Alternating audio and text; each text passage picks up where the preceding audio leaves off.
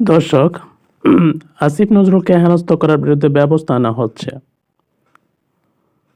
আমরা জানি সুইজারল্যান্ডের জেনেভায় আইন উপদেষ্টা ডক্টর আসিফ নজরুলকে হয়রানির ঘটনা জড়িত যারা আছেন তাদের বিরুদ্ধে ব্যবস্থা নেওয়া হবে বলে জানিয়েছেন উপদেষ্টার প্রেস সচিব অপূর্ব জাহাঙ্গীর। আমরা জানি যে আসিফ নজরুলকে সুইজারল্যান্ডের যে জেনেভা আছে সেখানে হেনস্থা করা হয়েছিল। এরপর এটা নিয়ে অনেক আলোচনা সমালোচনা হয়েছিল। এক প্রশ্নের জবাবে তিনি প্রেস ব্রিফিংয়ে বলেন, ঘটনাটি জেনেভার তদন্ত করা হচ্ছে, জড়িতদের বিরুদ্ধে আইনি ব্যবস্থা নেওয়া হচ্ছে। ফরেনসিক একাডেমি নিয়মিত প্রেস ব্রিফিংয়ের এই কথায় তিনি বলেন, ডক্টর আসিফ নজরুল তার সাম্প্রতিক জেনেভা সফরের সময় কয়েকজন প্রবাসী বাংলাদেশি দ্বারা হয়রানির শিকার হন।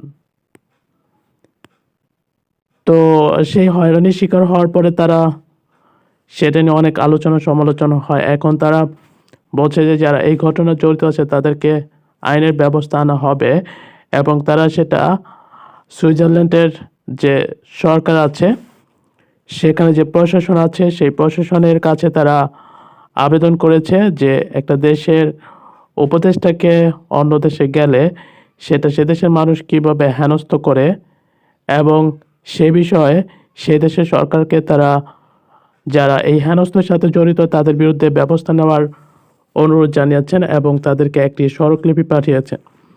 সে অনুযায়ী সেই জেনেভার যারা আইন মন্ত্রণালয়ের সাথে জড়িত, প্রশাসনের সাথে জড়িত, তারা এই বিষয়টা তদন্ত করবেন। পাশাপাশি বাংলাদেশের যে আইন বিভাগ বা প্রশাসন আছে সেখানেও এই বিষয় নিয়ে কাজ করা হবে এবং যারা সেই ঘটনার সাথে জড়িত ছিল তাদের বিরুদ্ধে অ্যাকশন নেওয়া হবে এবং তাদেরকে আইনের আওতায় এনে উপযুক্ত শাস্তি ব্যবস্থা করা হবে বলে জানিয়েছে। তবে এটা কতটা সম্ভব বা কতটা অসম্ভব সেটা আমরা জানি না, কারণ যেহেতু বর্তমান যারা আওয়ামী লীগ সরকার আছে তারা বিভিন্ন দেশে লগ্নি করেছেন এবং সেই সব দেশের প্রশাসনের সাথে তারা অনেকটা মিশ্র কীভাবে জড়িয়ে আছেন এবং সে দেশের মানুষের সাথে বা সে দেশের আইন মন্ত্রণালয়গুলোর সাথে তারা অ্যাক্টিভ আছেন। না হলে কীভাবে একটা দেশের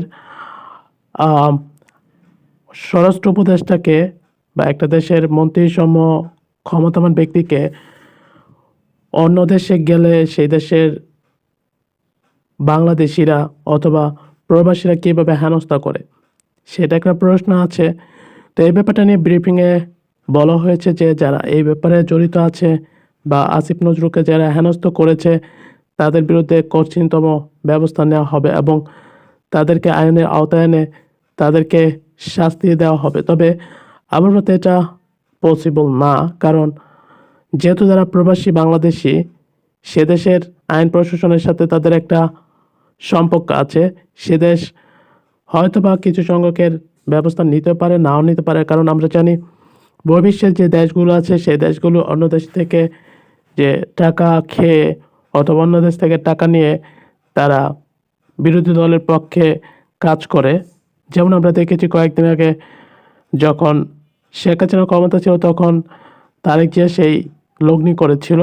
একইভাবে যখন বর্তমান সরকার ক্ষমতা আছে তাদের বিরুদ্ধেও জয়লগ্নি করেছে।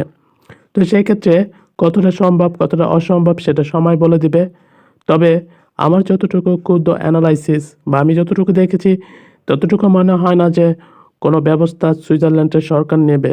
আর যেহেতু তাদেরকে বাংলাদেশে আনা সম্ভব হচ্ছে না সেহেতু শাস্তি আপাতত তারা পাচ্ছে না, এটাই আমার ধারণা বা আমার অ্যানালাইস। তো এ ব্যাপারে আপনাদের কি মতামত সেটা আপনারা জানিয়ে দেবেন আপনাদের কমেন্ট বক্সে। এখনকার জন্য এই পর্যন্ত, কথা হবে অন্য কোনো ভিডিওতে।